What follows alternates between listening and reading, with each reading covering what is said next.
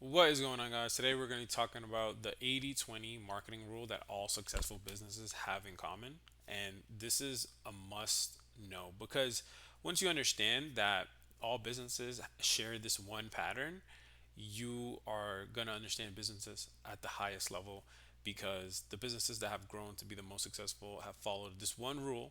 And by knowing this one rule, it's going to allow you to be much better than your competition because you're going to understand business not at a level where you have the math side of business, right? But then you also have the art side of business. And the people who get good at the art know how to beat the people that have the math, right? Because once you're good at the math, like that's a fundamental principle of being good at business, understanding like the economics and the financials of business, right? And that's a big part of business, right? But then there's the other side of business where this is going to be moving towards the future. This is the more valuable type of business because the financial and the logic side of business, we have AI now, and AI is allowing us to it's allowing us to find answers at a much uh, quicker rate, and it's usually more accurate than humans when it comes to the financials. And you definitely still need a financial strategist in place to be able to see if you're doing things correctly and the AI is right. However, it has become less valuable because AI is better at math than we are. But the creative side of business, AI can give us a bajillion creative ideas, but it takes a human to have the discernment to know like which one is actually the best out of all ideas, and then from the ideas that are working, how is that actually impacting results? Because just because an idea does really good in maybe like the numbers of the results it produces, does it actually affect the most important metric, which is profit? So that's I know that was a very long-winded introduction to this video, but this is going to be a good one because the people who get good at this are the ones who are going to have a competitive advantage. So all great businesses are created from an angle, right? And what I mean by that is all great businesses are created from a position of differentiation in messaging. So what does that actually look like in real life? So an angle is way of positioning yourself that prevents you from being a commodity. So if I'm selling a fitness trainer, right? If I'm a fitness trainer, if I'm gonna tell you, yo, I'll work with you with personal trainer packages, right? The first thing you're gonna do is you're gonna go to Google. You're gonna look up how much does a personal trainer cost, and then you're gonna look at how much am I charging you compared to the next personal trainer is gonna charge you, and then you're gonna make a decision if it's worth it, right? That's how everybody makes decisions, right? However, an angle allows you to position yourself uniquely. So so even though you can look at how much the personal trainer costs, as a buyer, you're not making a decision based on cost. You're making a decision based on value and based on what you bring to the table compared to how much it costs. And that's what an angle allows you to do. It allows you to position yourself uniquely where you're making decisions if this person is worth the cost, not necessarily the cost itself. So why is this so important? This is important because when you want to sell packages or when you're looking to sell things at a higher price, then you're gonna have to figure out a way how to command a higher price. And um, a lot of the times, even though the service delivery you might be offering might be worth the price, that let's say you want to charge $10,000 to be a personal trainer, most personal trainers charge $20 an hour. So like, if you want to be able to charge $10,000, you have to be able to know how to deliver a service that's valuable enough. But a lot of the times, that's not enough. You have to know how to communicate that, so where the person who's buying understands that it's actually worth that. And that's the hardest part. It's a lot of people can offer the world and can definitely get away with charging 10,000 because it's really worth that much, but they can't communicate it to the buyer. So the buyer doesn't believe that. The buyer doesn't have the perception that it's worth it, so they won't pay it. So a marketer's job or a business owner's job is to be able to understand that. And that is the difference between the people who are going to be really good and make a lot of money in business versus the people who make um, the people who get capped on the amount of money they make. It's their ability to communicate the message. So when is this important? This is important anytime that you're running a marketing campaign or anytime you're increasing distribution, because if you're starting out a business and you're at zero, it doesn't really matter as much because you're just trying to get some initial momentum and some initial results. So you positioning your business as like as unique as possible doesn't really matter, because like your goal from 0 to 1 is just to get results and just to prove that it works, right? But once you have already gotten results and you know that it works, now it's like, let's say you were doing that for free, right? You can get away with that. But when it comes to actually distributing it at a higher volume of people, and you're actually looking to charge for that, that's when the game becomes, now I got 10 calls. How can I take it from one call converting to four, five, six calls converting? And that's why messaging is so important, because you can have a commodity message and you can convert one or two, but having a great message will take that from a 10 to 20% to a 50 to 60%. And that's why messaging, it's business is never about messaging until it is about messaging. So it's one of those things that like initially it's depending on the stage of your business, it's not the most important thing. If you're at level one, it is not the most important thing. But when you're at level two, I would say systems and being able to still deliver fulfillment, like that's still is it's higher priority. But and then at a certain level, it's about the messaging and it's about the talent of people that you can bring on. So those two things are going to be the highest priority. And for example, let's talk about the most, I would say the examples I think everyone can relate to is Domino's, right? So Domino's, they're a normal business, right? So they were a pizza shop, but it's not until they started working with an advertising agency that they developed a promise headline, right? An angle, right? And this angle was, we'll deliver your minutes in 30 minutes, your pizza in 30 minutes or less, or it's free. And because of that, they were able to make a promise, and they were have an angle or a headline or a unique positioning. I'm gonna say it again, a unique positioning, that when you were thinking about getting pizza and you saw this pizza, you saw Nick's Pizza from your local town. I swear every town has a Nick's Pizza. So Nick's Pizza compared to a Domino's. A Nick's Pizza was, hey, our core message is $15 for a large pizza. And then Domino's was saying your pizza in 30 minutes or less or it's free. Which one are you going to go with? And let's say like for Nick's Pizza, there's 1,000 other shops that say the same thing. It's $15 for a pizza and you get a free soda with it, right? And every shop says that, compared to the people that are saying 30 minutes, you get your pizza 30 minutes less or it's free. Which one are you probably going to go with? You're going to go with this one because it's unique. It's the only company that's actually giving that message. And that's why people would even be willing to pay more for this, because of the unique positioning that, damn, I might get my pizza for free in 30 minutes or less. So you're hoping that like I mean you're hoping that they take longer than 30 minutes, because if they take longer, then your pizza's free. But if they get it in 30 minutes or less, then you're gonna have to pay, and you would be open paying $50 for that pizza. Ideally, it's good compared to Nick's Pizza, who like is just average. So Domino's did that, Subway did that, and they did it with like the $7 foot long or whatever it was, and not even just with food restaurants, but like there's a bajillion examples of like business to business in this case, or Airbnb, right? Airbnb was like your home across the world, right? Where you can you can just rent a spot compared to like hotels, right? It had a unique positioning, right? It had a unique message. What's another, Uber, right? Like you're able to get a taxi at a much cheaper rate, and you're able to get a higher quality experience, like, and it's more convenient. It's on your phone rather than calling. So like that had a unique positioning. I forgot the exact headline they used, but even Facebook, like Facebook, it was like the social network where your friends hang out, right? This was like back in 2000, what, like seven or something like that. But they were like, that was like the headline that they went with. So you got to understand, all great businesses are built on headlines, right?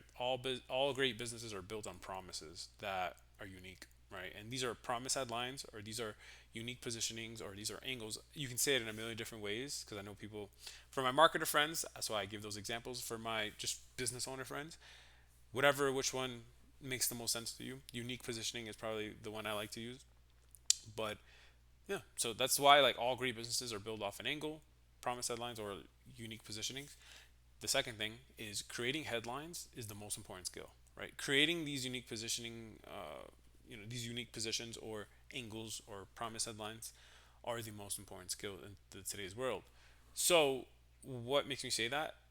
It's the most important skill because if you can create such a good message in a way that the market resonates with it and it creates an impact where people want to give you their dollars for it, you're gonna transcend everyone who's stuck at 0 to 1 and they get to 1 and they stay there, compared to the ones who get 1 to 10 and they stay there, from the ones who get to from 10 to 100 and they stay there.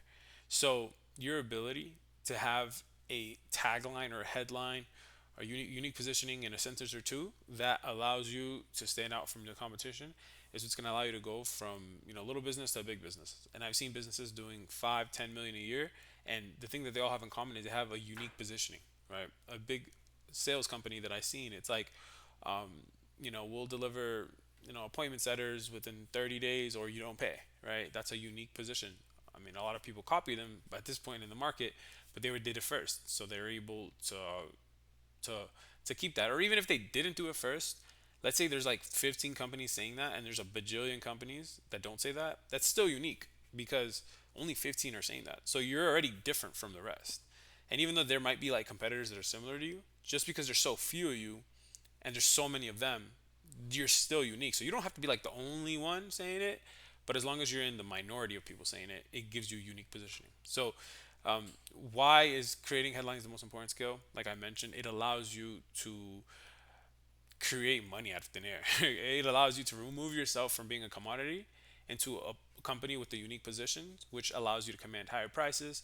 It allows you to command higher amounts of loyalty from your customers because you're one of one. You are unique. Nobody can emulate you. And when you are in that position, you are doing the customer a service by you're doing the customer a favor by offering them your services compared to them giving you the money. Because when you're a commodity, you're actually in terms of the business owner's perspective, you're grateful that they're giving you money because they could choose anyone.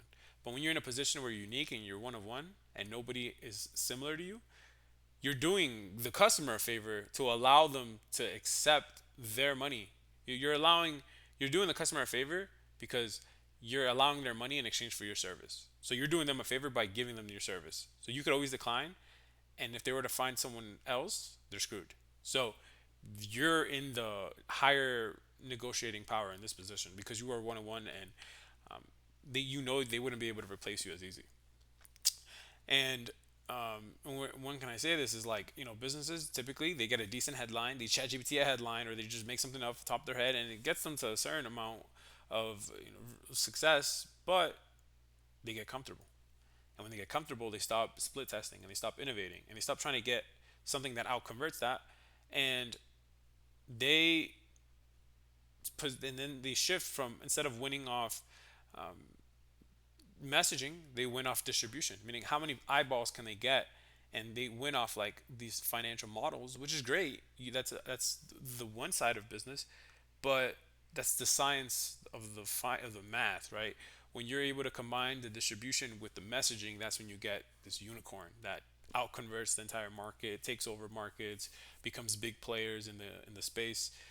If you look at Hertz, they were like the biggest car rental company. That was their brand positioning for a long time until a company out took them over not too long ago. But that's yeah, that's just like a good example of like you're gonna have to win off distribution, but that's not the only thing. You're gonna also have to win off messaging and having unique positionings.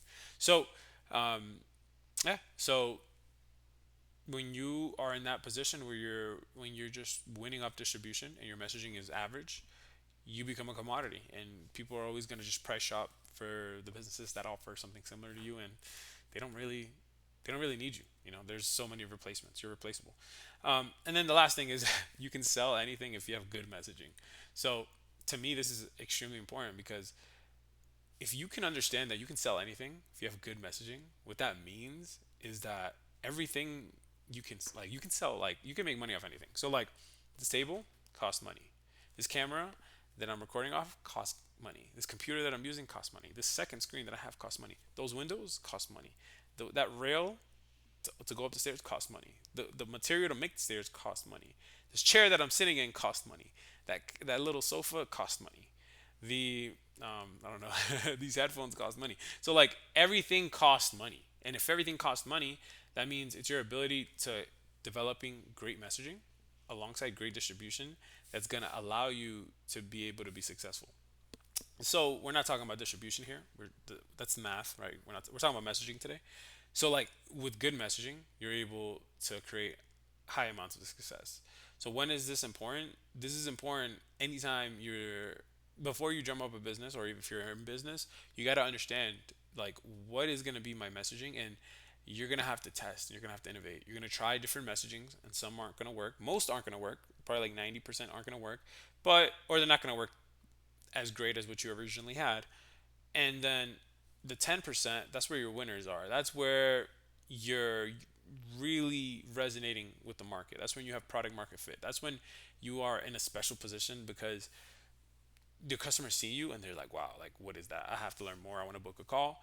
And then they might look at your competitors, but they're like, nah, this is the one. And I'm sure you can relate where you're shopping online and you save the one that like you really like. You're like, wow, this is a good one. And then you save like maybe three to four. But then in your head, you know, there's only like really like two out of like the five that you had. And then you're like, okay, this one or this one. And then you go which whatever one you get a better feeling from. And our goal is to be able to create that better feeling for your customers when they're looking at you and your competitor, which, you know, if you have good messaging, then they're gonna go with you, you know. So and the great example I can give of this is like these are I love these products because they're so stupid in my opinion, but they made billions. So like the first one is a fidget spinner, right? Like how dumb of an idea is a fidget spinner, but it sold crazy amounts of product because had great messaging.